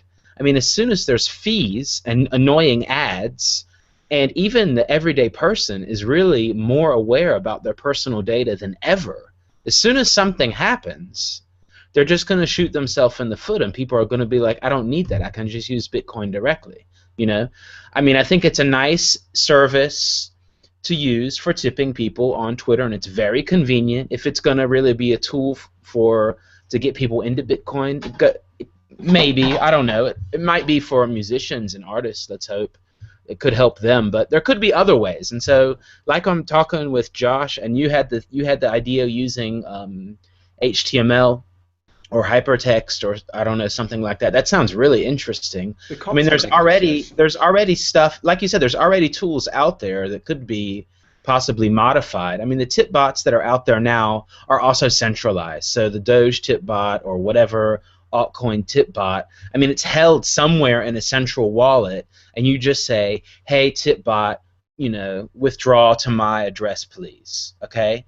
So you and basically all of these central wallets, some of the money's on cold storage, maybe it's in hot storage, but it can be accessed by all of these people. So that's where the security problem is, that they know about this money, they know where it's going, they know everything about it, much like Coinbase. Whereas I think what we're looking for is a solution more like blockchain.info, where you have a key and they know that it unlocks that thing, but they can't unlock it. So they can't tell how much money's in your tipping account. They can't tell who you're tipping. And if the money's lost, the money's lost. I think the solution here is a new one, and it's multi-sig. We didn't have multi-sig last year. I think we have it now. And if you were talking like before, you wanted to talk solutions. You want to talk open source tipping bot. How do we do this? Well, I've been thinking about it this morning. And I was thinking one of the biggest problems is how do you get a new user with your open source tipping bot? So if I have a new user and I want to give them $1 in Bitcoin, how do we do that? Well, multi-sig. We create a 3-key multi-sig. 1 key for the new user, 1 key for the server, and then my key, which I'll allow the server to hold. And I agree, that's a problem. Server has 2 keys. We have to trust the server, but we can sort that out through code. I'm sure we can verify the code. Once we have the code in there, the new person, if they take the key, if they make an account similar to the change tip system, they take the key and the server uses their key to move the money to the new account. If the new person doesn't take the key, the server can use its key and my key to move the money back to my account. Now through technology, we've created an on-blockchain verifiable solution that doesn't involve anyone holding the money as a third party, except for the server, which we're going to trust, which is a server would have 1 key for each transaction. The server would not be designed to take all those keys and merge it into one database. And we can confirm that through open source access to the code. These are some of the ideas, and again, these are basic ideas. Yeah, I like if you have better ideas, we're open. Yeah, it sounds a bit messy, but I like the fact that you're thinking creatively now. You're thinking exactly the right way. You're putting the values first, and then you're saying, actually, you know, let's do it like this. Let's see it. And what you're doing, Tom, which is beautiful, is you're using the existing tools that we've got that are cryptographic, that are in the protocol, that are best practice implementations. Not like, oh yeah, we kind of really like the whole, you know, frictionless payment thing, but just kind of for us over here. Like, yes, but in our database. Like, no, maybe not this blockchain thing. It's too public and open. No. Can we just have it over here? And it's like, you're kind of back to square one again. Okay, well, I think that there's a lot of ideas. I like the multi-sig idea. That's a cool one. I mean, I was thinking, well, there's the decentral exchange on Counterparty. Maybe that has something. The cool thing about that is that nobody. What it does is that it is slow, but it matches trade orders with no exchange. So I want to sell something, and this person wants to buy something, and it matches the orders, and there's no between person. Okay, and if your order doesn't get matched, it just goes back to your wallet. So you say, I want to buy, and if the order doesn't come for a certain amount of time to fill it, then it just goes back to you. In the same way would be for selling. And somehow, I mean, that code is out there. I don't know if it makes sense for tipping, but it was interesting to me because I was trying to figure out a way to do it with zero, counterparty risk central thing. Another thing is like, why don't you just make it like blockchain info? You know, where they don't have. It's just like a change tip, blockchain info style. I mean, you could make it open source and all that too, but you know, where they have a limited amount of information. I mean, if you do want to give them your email, you could, right? But it would be optional. And besides that, if you lose your password, well, too bad for you.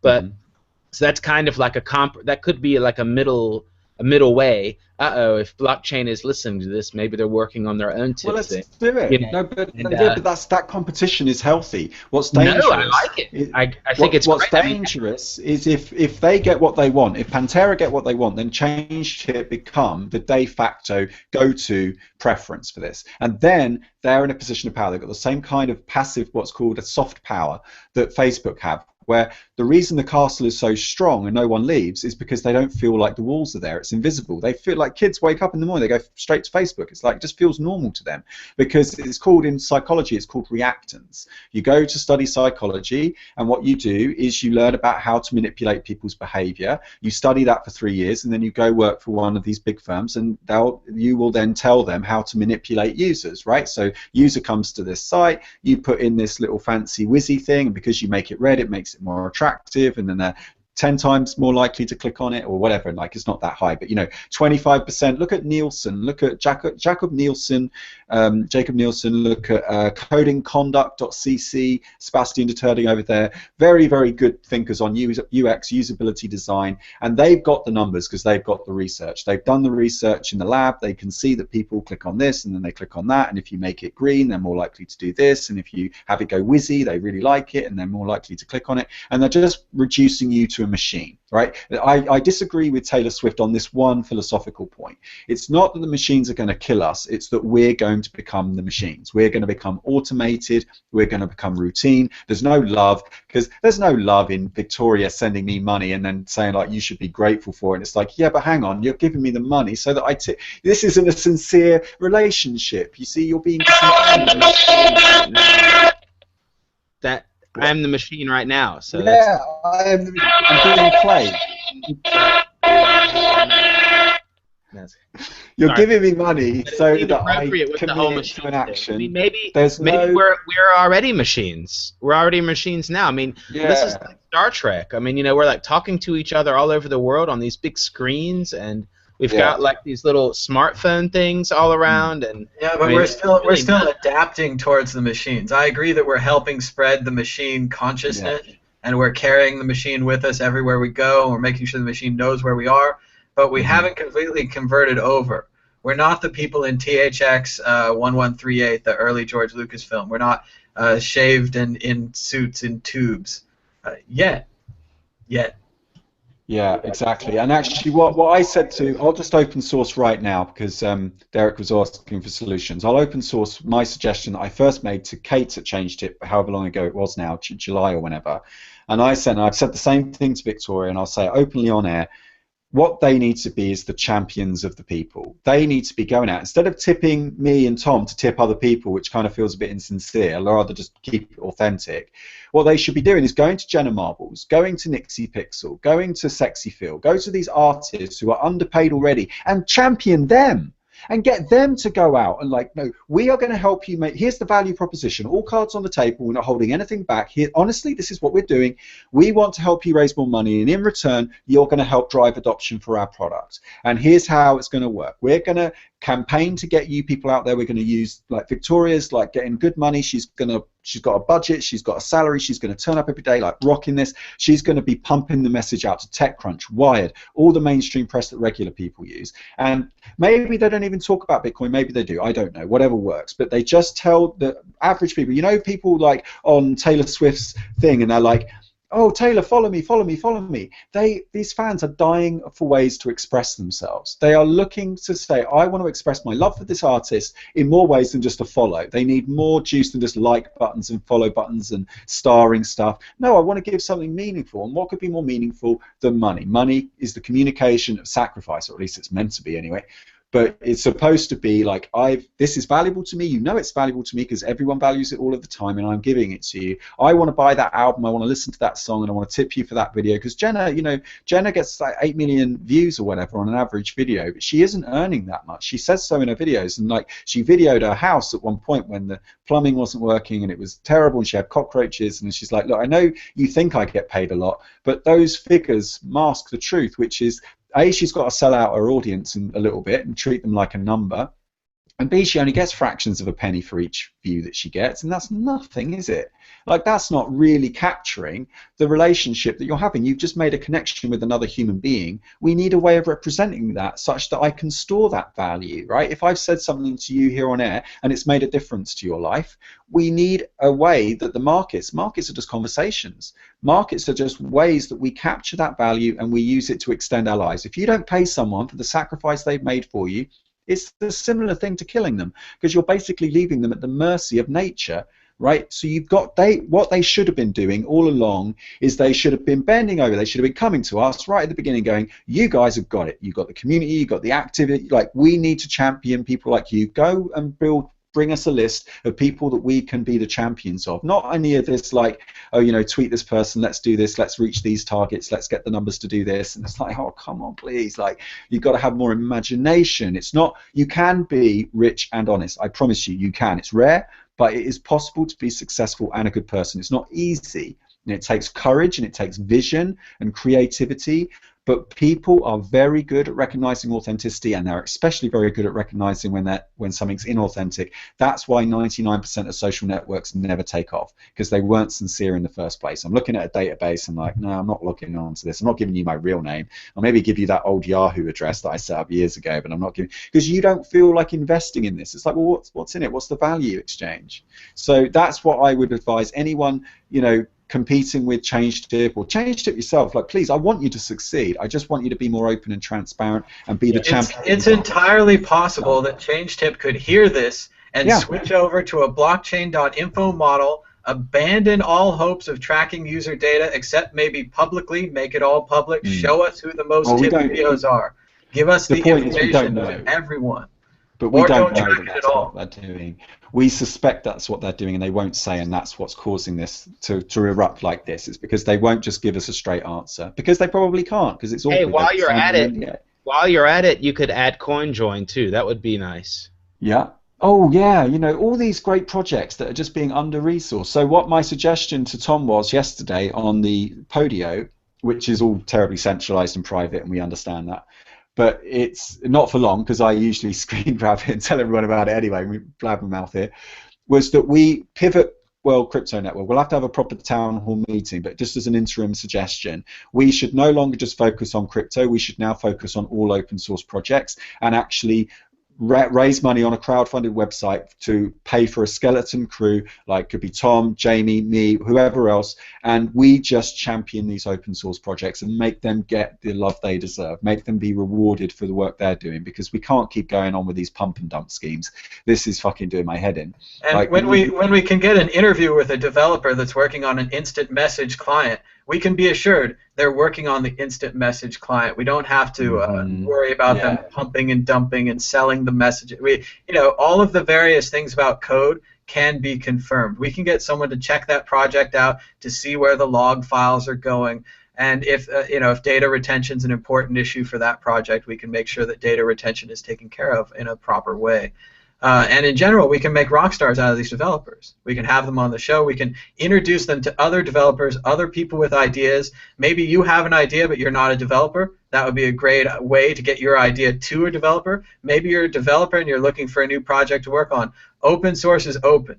You don't need to get permission to sign up. You can go on GitHub. You can fork the project. You can put your own plugin in. You can change it. And if they like it, it'll even get added to the main branch.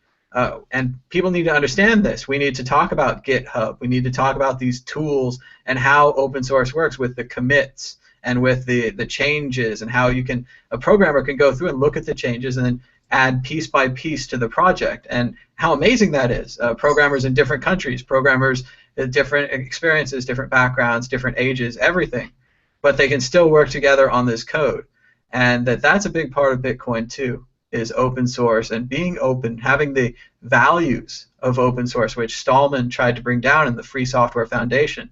And Linus followed but changed in open source. And we can talk about that as well. We can talk about the history. We can talk about the basics and religious beliefs, free as in beer and not as in speech. That kind of thing. So there's a lot there. And we can continue covering crypto as well, but just expanding. I also think that maybe when I'm talking, I got that QR code up there. I mean, that's not so hard to use for Yeah. tip. Is it Right. really that hard? I But this mean, is a behavior, come though. on. I You've mean, got I to know get the people like. behavior. I'm not pumping myself or anything. I'm just saying, Yeah. it's not that difficult to take out your smartphone and scan it, and then it goes directly to that person. I mean, or I could put the QR code of a charity I like, or whoever, but It goes it's not directly and it goes pseudo-anonymously. If you have exactly. your Bitcoin that are in an unnamed account that you've never linked to your bank account and you want to tip me $1 pretty much anonymously, you can do it with Bitcoin. And isn't that amazing? It's And it's so amazing. simple. We don't need to overcomplicate some of the things. I I hope love I'm the not. way Am you're I like getting an really bad echo echo? chamber. Yeah, that's from Tom's computer. Oh, okay. So I think that we have a lot of stuff already, a lot of tools already, and it's just a matter of putting them together and maybe just, taking a deep breath, look back at what's already there and, putting it together in a way that's, usable for people. And that goes with a lot of projects. A lot of times it's really easy to get, bogged down and overcomplicated and tons of features and bells and whistles and, oh yeah, let's do a crowd sale at the same time. But I think that there's already a lot out there. And I mean, scanning the QR code and sending someone coins directly is really an aha moment. So whenever I've done it to people that said, hey, would you give me $1 worth of Bitcoin, or how does this work? And then I pop out the smartphone. I'm like, okay, you see this little thing? If you had a Bitcoin address, you just would scan this thing and send me some, and that would be it. And they're like, wow, that's amazing. And so that's all you really need. You don't have to. The thing is that it doesn't go viral on social media, and then social media, they need content and they need activity, and otherwise they're irrelevant. And they're. I see a lot of people retweeting tips or favoriting tips, and that's not the same as tipping. It's not like it's nice and everything, but it's not as useful as adding a little extra money. It's like clapping hands. That's okay. You can clap hands if someone tips. It's like, good job. You got. It's nicer if they clap hands, throw in a couple dollars at the same time. Right. Remember that what you. Also, what Chris was saying is, I think you said it once before, but I don't want to misquote. But I thought it was cool. It's like a pyramid, and then like all of our tipping is just like rearranging the bottom. Like we're just throwing. It's like not really that people with a lot are giving down. It's that we're just kind of like rearranging. How much does Brock Pierce tip? Like, the thing is, all that happens is the money gets kicked up to the top eventually. We'll all tip each other and the money will go around in a circle, but then it'll go up like a vortices into the top of the pyramid. The problem is that the people that have the money and the access to capital aren't putting it back down again, because every time they try to spend it back down, they always come up with these nefarious terms, like you've got to sign a 30-year mortgage. What do you mean I've got to sign a 30-year mortgage? The guy in Papua New Guinea builds a house in a day. Like, why have I got to sacrifice 30 years of my sweat and toil? 2 years. Let's say 2 years worth of sweat and toil, then I can have a house. No, because we need you on the crack lolly, because we're a bunch of middlemen and we think we should just get paid for existing. And it's like, we don't actually want to do any work, yeah? And I was like, no. You don't just get paid for turning up. Don't get me wrong, turning up's good. You should definitely turn up. But you've got to be good at your job. The reason why people turn up to see Taylor Swift is they turn up to see talent. They turn up to see greatness. She's doing something no one else is doing right now. She's the hottest property out there, and that's why I love what she did with the Spotify thing. She wasn't doing it for herself. She was doing it for the smaller artists. I know, because I have a friend in the music industry, and he was like, no, this was a big inside job. She was using the same kind of nefarious tools that these venture capitalists use against them. So she was like, yeah, it was a bit underhanded of her and her team, and I was inspired by that. And I was like, yeah, you know what? Sometimes you do have to use, similar to what Machiavelli called the dirty hands problem. If you want to get anything done, sometimes you have to compromise a little bit, but don't compromise enough that it destroys your values at the same time. Kill yourself over it, yeah? So she did some deals, and people had some conversations, and it was arranged that she was going to make this announcement, but this wasn't for her. This was for the artists further down the chain. And I think hats off to her. Good on you. You've just beaten them at their own game, because they were going to lock it in and keep it all private. Yeah, they love a bit of that. They love, like, could you just not say that on Twitter? Just maybe just email me. And it's like, why? Because it's dishonest and you don't want to be caught out? Oh, yeah, that. Okay, so no, I won't be told what to do. I won't be. You know what? You didn't pay me, so fuck you. Like, you didn't have a contract. You wanted to pay me as little as you thought you could get away with. No, fuck you. That's what the state should have done. That's why I'm coming after you, and that's why I'm going to fucking win. Because you forgot to pay me. Where's my welfare? Where's my fucking benefits? Didn't pay me, so I became a rebel. You screw me, I screw you. I've got nothing to lose. You're not paying me. Got nowhere to live. Got nothing to eat. Got nothing to lose. So fucking fear me, because I'm smart as fuck, and I'm energized, and I'm up for it. All right. Well, let's move on now to questions and answers. We've got a lot of questions. Let's see what's going on. Dan Gould said he just sent Chris a 0.003 BTC minus the miner's fee. So thank you, Dan, for demonstrating Bitcoin and donating to Chris. It's very cool. We had an earlier question from Denver Bitcoin Center. I don't think we're going to be answering this, but I'll put it out there for anyone at home. Are there any charitable organizations or programs that enable direct donations to needy families?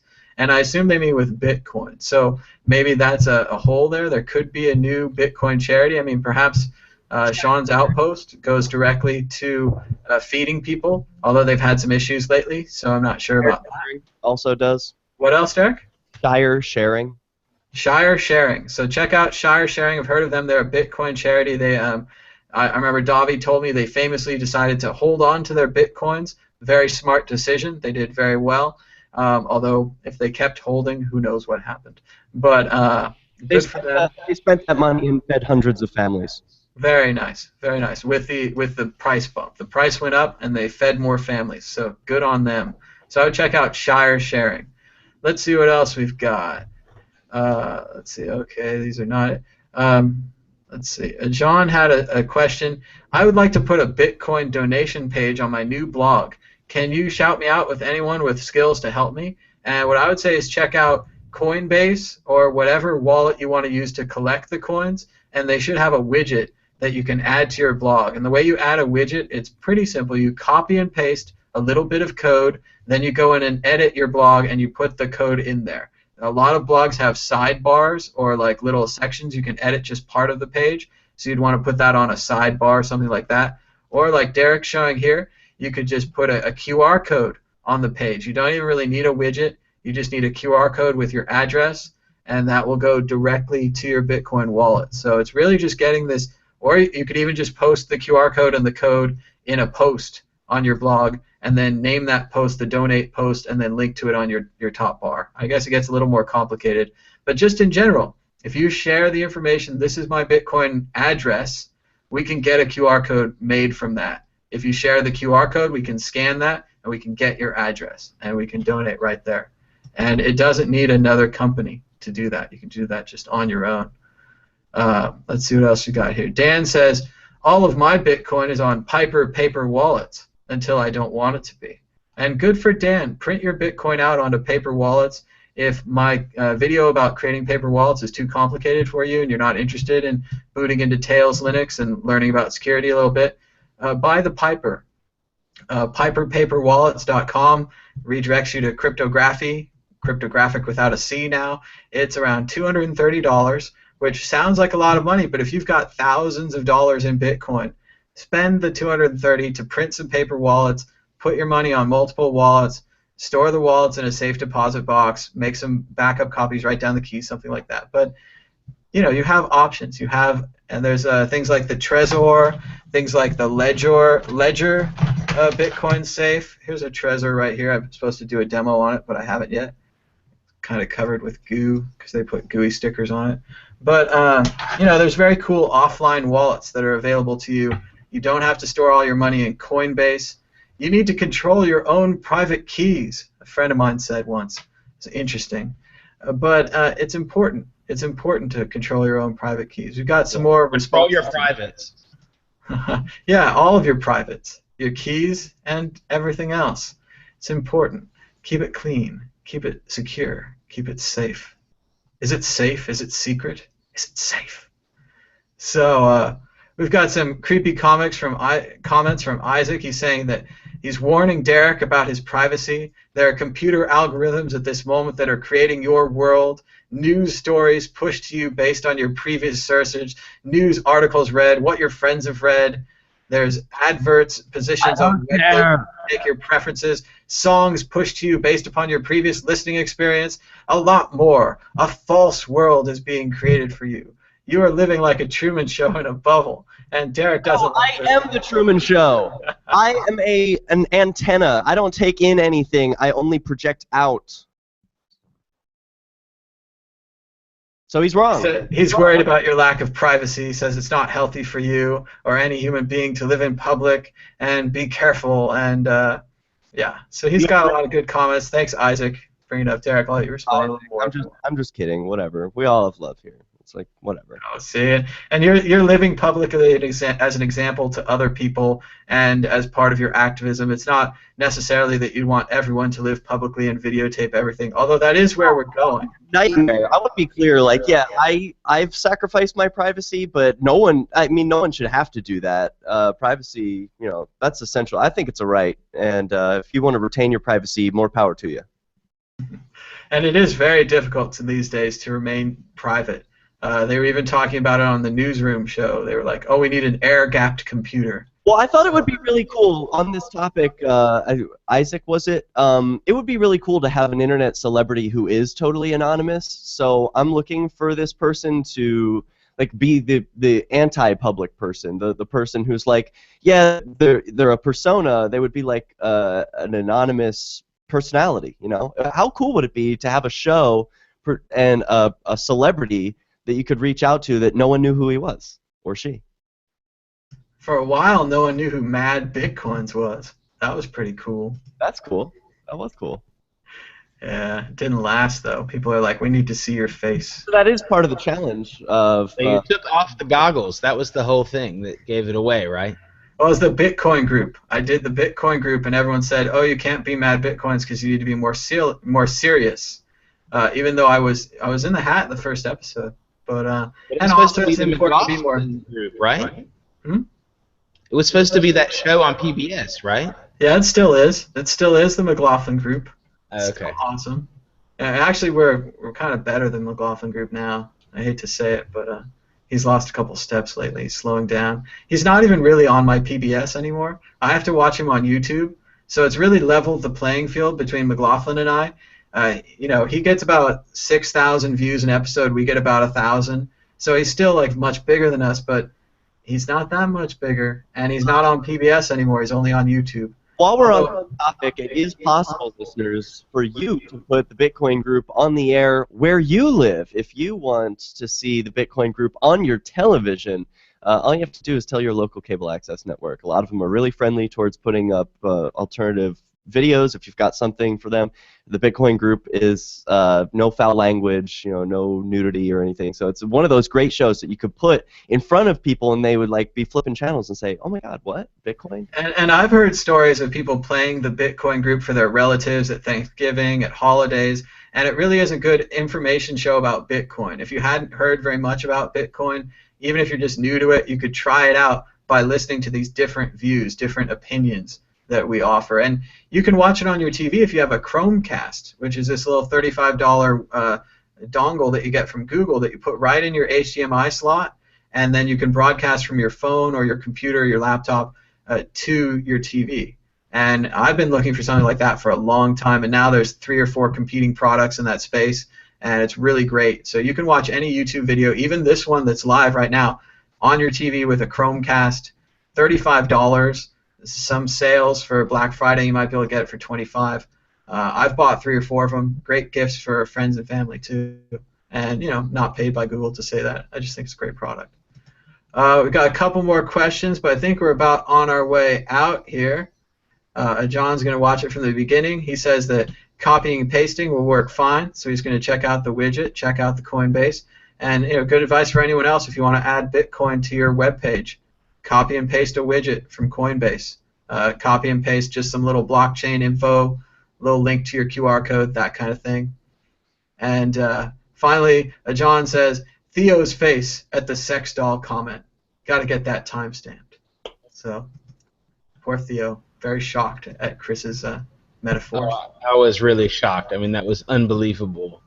I couldn't help it. But that was a pretty rough comment. I'm gonna have to rewind that. You have to heard it analyze. here. Change tip is the sex doll for tipping on the internet. Oh god, you That's said it again. that's rough. That's rough. But yeah, If you okay. say it one more time, it becomes true. So let's end quick before that happens. But anything else we'd like to talk about, Derek? Anything else as we're passing 2 o'clock here, 5 o'clock in the east? Yeah, I wanted to bring up that Bitcoin mining difficulty has decreased for the first time in 2 years. That's mention worthy for Yes. Bitcoin Talk Show. And I did tell everyone that this next few months was going to be the time to invest in the mining, but nobody listened. Well, actually, one person didn't thank me for it, but apparently people do take what we say on the show as actual advice, and we should just say as a caveat, don't take anything we say as advice. Yeah, we don't know what's happening, but a friend of mine did buy a miner recently, and he said he got like 80% back already, so he's going to You will ROI on do. it. I predict, and it's not financial advice, and you shouldn't act on it, but I predict that we will see a bit of a slump now, because it was just roaring up so fast. And remember that what the Bitcoin difficulty describes is the net amount of energy required to protect the system against fraud. That was in the protocol section 6 to do with the incentives, page 4. Okay, so go back to the white paper, check that out. That was in the core protocol. Please, if we leave you with anything today, it's please read the manual. Please go back, read the philosophy of it, why these protocols exist and what they're designed to do. Don't buy into all these extra fluffy business agendas that sit on top of what is a very powerful technology underneath. All right, and I think Derek's going to close with a quote, because if you don't read it, I'm going to read it. Albert Camus said, "The only way to deal with an unfree world is to become so absolutely free that your very existence is an act of rebellion."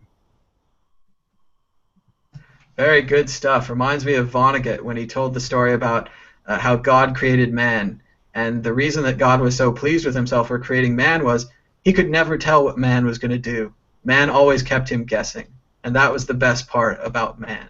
So remember that when you're out there. Be absolutely free. Be rebellious. And we'll see you next time on Bitcoin Talk Show. Bye-bye. Bye.